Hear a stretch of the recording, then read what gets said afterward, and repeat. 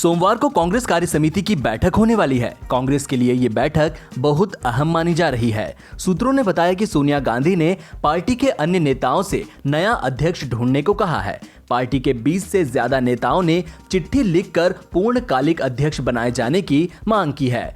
चिट्ठी लिखने वालों में आनंद शर्मा, गुलाम नबी आजाद, कपिल सिब्बल, विवेक तनखा, पृथ्वीराज चौहान, वीरप्पा मोइली, शशि थरूर, भूपेंद्र हुड्डा, राज बब्बर, मनीष तिवारी, मुकुल वासनिक समेत कई पूर्व मुख्यमंत्री और प्रदेश कांग्रेस अध्यक्ष भी शामिल हैं। कांग्रेस कार्य समिति के कई सदस्य सोमवार को होने वाली बैठक में राहुल गांधी को एक बार फिर से अध्यक्ष बनाने की मांग रखने की तैयारी में हैं। साथ ही कुछ नेताओं को ये उम्मीद है कि पार्टी की कमान संभालने के लिए राहुल गांधी के तैयार नहीं होने की स्थिति में भी नेतृत्व एवं संगठन को लेकर आगे की दिशा तय करने के लिए CWC के सदस्यों के बीच किसी न किसी रोड मैप पर सहमति बन जाएगी।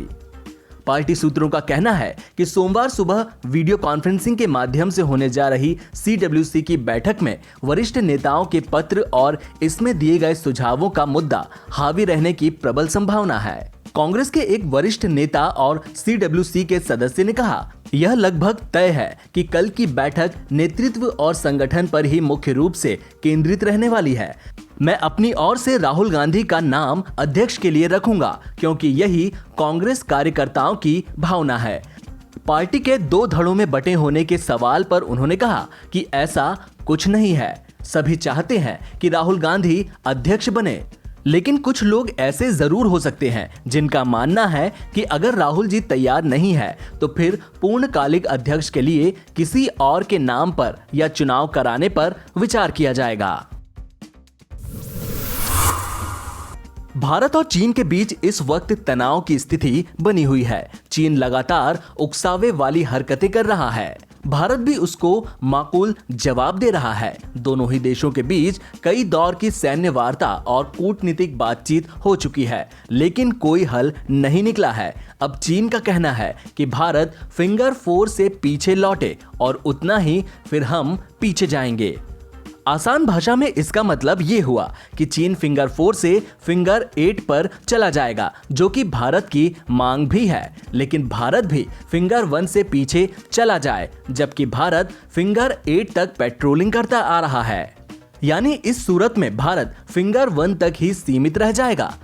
चीन का मतलब साफ है कि भारत को उसी की सीमा से पीछे ढकेल दिया जाए और चीन जो हमारी पेट्रोलिंग एरिया में घुसा हुआ है उससे पीछे जाएगा। फिलहाल भारत ने सिरे से इस मांग को खारिज कर दिया है। न्यूज एजेंसी ANI को सूत्रों से ये जानकारी मिली है कि चीन भारत को उसी की सीमा में पीछे जाने के लिए कह रहा है। सूत्रों के मुताबिक चीनी पक्ष ने एक सुझाव दिया था कि भारत और चीन दोनों को फिंगर 4 क्षेत्र से समान रूप से वापस जाना चाहिए। यह सुझाव भारतीय पक्ष को स्वीकार्य नहीं है। फिलहाल चीनी सेना पैंगोंग त्सो झील के पास फिंगर 5 के आसपास है और उन्होंने फिंगर 5 से फिंगर 8 तक 5 किलोमीटर से अधिक की दूरी पर बड़ी संख्या में सैनिकों और उपकरणों को तैनात किया है, जिसके आगे अप्रैल-मई से पहले चीनी बेस मौजूद हैं। भारतीय पक्ष हमेशा से ही चीन से कहता आ रहा है कि चीनी सेना को फिंगर क्षेत्र से पूरी तरह से वापस अपने मूल स्थान पर जाना चाहिए। सूत्रों ने कहा कि चीनी पक्ष के सुझाव को स्वीकार करना नामुमकिन था। दिल्ली कैपिटल्स और सनराइजर्स हैदराबाद के भारतीय खिलाड़ी और सहयोगी स्टाफ चेहरे पर मास्क और शील्ड पहने आगामी इंडियन प्रीमियर लीग के लिए रविवार को दुबई पहुंच गए। इसके साथ ही सभी टीमें यहां पहुंच चुकी है। कोविड-19 महामारी के चलते दुनिया की सबसे बड़ी T20 लीग का 13वां चरण संयुक्त अरब अमीरात के 3 स्थलों दुबई, अबू धाबी और शारजाह में 19 सितंबर से 10 नवंबर तक खेला जाएगा। क्वारंटीन के दौरान प्रत्येक का RT-PCR परीक्षण पहले, तीसरे और छठे दिन कराया जाएगा। इसके बाद नेगेटिव आने की स्थिति में ही खिलाड़ी बायो बबल में प्रवेश कर पाएंगे। दिल्ली कैपिटल्स के मुख्य कार्यकारी अधिकारी धीरज मल्होत्रा और सहायक कोच मोहम्मद कैफ ने अपने विचार शेयर किए, जो काफी लंबे समय के बाद अपने खिलाड़ियों से मिले थे। 6 दिन के क्वारंटीन के दौरान खिलाड़ियों को अपने कमरों से बाहर निकलने की अनुमति नहीं होगी। Chennai super Kings, royal Challengers Bangalore, Kings 11 Punjab, Kolkata night Riders और मुंबई इंडियंस के खिलाड़ी शुक्रवार को ही आ गए थे। आगामी बिहार विधानसभा चुनाव की घोषणा से पहले भाजपा अध्यक्ष जेपी नड्डा ने रविवार को स्पष्ट किया कि मुख्यमंत्री नीतीश कुमार की अगुवाई में ही राष्ट्रीय जनतांत्रिक गठबंधन के सभी घटक दल मिलकर चुनाव मैदान में उतरेंगे और जीत हासिल करेंगे। बिहार भाजपा प्रदेश कार्यकारिणी की शनिवार से शुरू हुई 2 दिवसीय डिजिटल बैठक के समापन सत्र को वीडियो कॉन्फ्रेंसिंग से संबोधित करते हुए जेपी नड्डा ने विपक्षी दलों पर भी निशाना साधा और उन पर हल्की राजनीति करने का आरोप लगाया। हम सब जानते हैं कि जब जब भारतीय जनता पार्टी, नीतीश कुमार की जेडीयू और लोक जनशक्ति पार्टी एक साथ आई है, तब तब भारतीय जनता पार्टी और एनडीए की बिहार में जीत हुई है। इसको हमको समझना चाहिए। और इस बार भी हम सब लोग मिलकर के भारतीय जनता पार्टी, जनता दल यूनाइटेड और इसके साथ साथ लोक जनशक्ति पार्टी सब मिलकर के चुनाव लड़ेंगे और यशस्वी होंगे। ये हमको ध्यान में रखना चाहिए। इसके लिए हमको कार्य करना चाहिए, ये हम कहना चाहते हैं। भारतीय जनता पार्टी से, कार्यकर्ताओं से मेरा निवेदन है कि आपको इसमें वैल्यू एडिशन करना पड़ेगा। आपको अपनी ताकत को निहार करके अपने को ही सिर्फ जीत हासिल नहीं करानी पड़ेगी, अपने सहयोगी दलों को भी आपको जीत हासिल करानी पड़ेगी। एक बात मैं जरूर कहना चाहूंगा, हम संक्रमण काल में चुनाव लड़ रहे हैं। There are challenges and there challenges are immense. बहुत किस्म की चैलेंजेस हैं। हम कोविड से लड़ करके हटे हैं, बाढ़ से हम लड़ रहे हैं, आगे चल करके चुनाव आएगा, अपनी जान की भी व्यवस्था करनी है। कोविड का संक्रमण इस साल के अंत तक तो रहने वाला ही है, यह मान करके चले।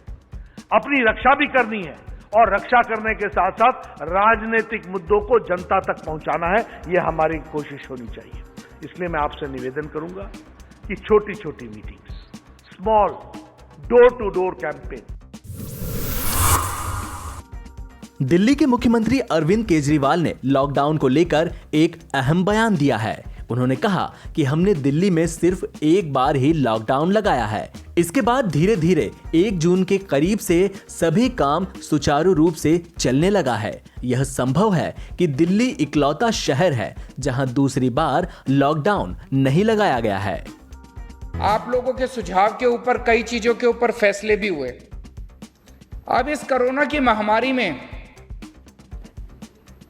जब जैसे जैसे केंद्र सरकार जो चीजें खोलती गई, हमने कोशिश की उन सब चीजों को उसके साथ साथ खोलने की। 1 जून से केंद्र सरकार ने लॉकडाउन खोला, हमने भी लॉकडाउन खोला।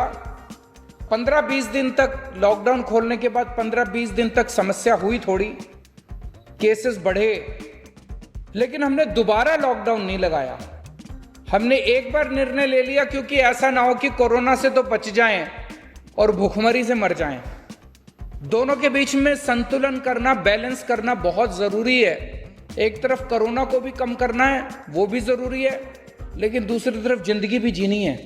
कहीं ऐसा ना हो कि काम धंधे की एब्सेंस में रोटी खाने को ना बचे और लोग भूखमरी से मर जाएं। तो 1 जून से जब से हमने लॉकडाउन खोला, उसके बाद से दिल्ली शायद अकेला शहर है पूरे देश में जहां दोबारा लॉकडाउन नहीं लगा।